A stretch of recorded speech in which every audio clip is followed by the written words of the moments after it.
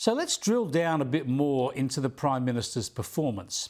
Anthony Albanese is in real strife. You've heard me detail over the past year or so how he's been shedding authority like a sick cat, acting like a spectator rather than a leader, using countless words to say nothing. He's lost, he's weak, and he's out of his depth. That's why I say that Peter Dutton can win the election, not because of where the polls are now. Anyone can read the polls now and say they're not quite strong enough for a coalition majority win. It's about where voter sentiment will be on election day. And where are the signs that Albanese is getting back on track? He's completely failed to deliver on the cost of living improvements and the lower power prices that he promised. And it seems to me that the more people see of Albanese in the campaign, the more they'll drop off him. Have a look at him on Donald Trump's world-shattering intervention in the Middle East. I don't intend to have a running commentary on the President of the United States' statements. I'm not going to have a running commentary on statements by the President of the United States. I've made that very clear. I've also said that I'm not going to, as Australia's Prime Minister, give a daily commentary on statements by the US President. That's all he could come up with. Just hopeless. He had nothing to say. The Prime Minister skipped Parliament today, which was telling. He visited the flood zones in Queensland, which is good, but he could have been at Parliament today and then headed north. Anyway, even up there, and even after having a day to think about all this, he still had nothing to say on the Trump plan. We will continue to take our position, which is what we have done for a long period of time. It's a bipartisan position for a two-state solution. Your British counterpart, Minister Anthony, says Palestinians must be allowed to rebuild and return to their homes in Gaza. Do you agree? What do you think a two-state solution is? Thank you. Pretty unconvincing, isn't it? Now, look, sure, if you've got nothing to say, you should say nothing. But if you're Prime Minister, you should have something to say on the key issues.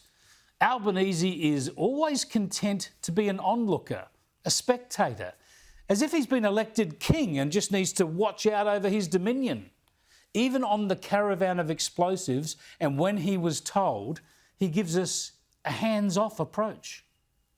I find it, frankly, absurd that people think, for example, that resources should be diverted, that the AFP and intelligence agencies should be engaged in a political process rather than doing their job.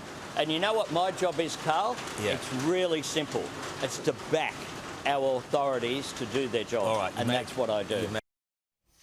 Well, no, Prime Minister. Your job is to lead. Lead the government, lead the nation, and lead the agencies. Not sit back and watch. That's the trouble. Albanese doesn't want to be responsible for anything. Alban says he's not responsible, not responsible. He can't answer for the wrong things he gets up to. He thinks he's not responsible, not responsible. Look, it's funny because it's true, but it's bloody sad too, isn't it? Another weakness for Albanese is that he thinks Canberra is the centre of the universe. He loves nothing more than hanging around in Canberra with the political journos at the National Press Club, and he rubbishes Dutton for avoiding it. Peter Dutton's incapable. He hasn't been to a National Press Club yet. Not once. He's never done. He couldn't find it. He couldn't find it. You'd have to get him a map first, and you'll have to fly down to Canberra and drive him there because he doesn't know where it is. Really? The National Press Club is, of course, a home ground for Labor politicians, but Albo is obsessed with it, making the same attack on Peter Dutton this year. Weakness is not having the guts to come to the National Press Club. Weakness is holding one press conference at 1:45 before question time begins at 2 over the last 6 months and not facing the Parliament House press gallery. It's almost as if Albo sees the Canberra press pack as his Praetorian Guard, isn't it? And he thinks the nation begins and ends in Canberra? He even said the opposition leader should have spent Australia Day there. On Australia Day, I'll be here in Canberra at the national event. I encourage Peter Dutton to come to the national event. I hope Peter Dutton turns up as I did, as the opposition leader, to the national celebration here in Canberra, in our national capital.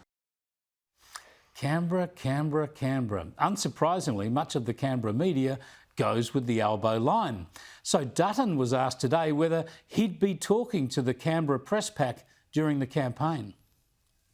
I think one of the most exciting aspects of the campaign is that we're going to pull you all out of Canberra, and we're going to move out of this bubble, and we're going to go and talk to real families, and we're going to go and talk to the constituents who are telling me that they are being crushed at the moment by the cost of living crisis that the Prime Minister's created.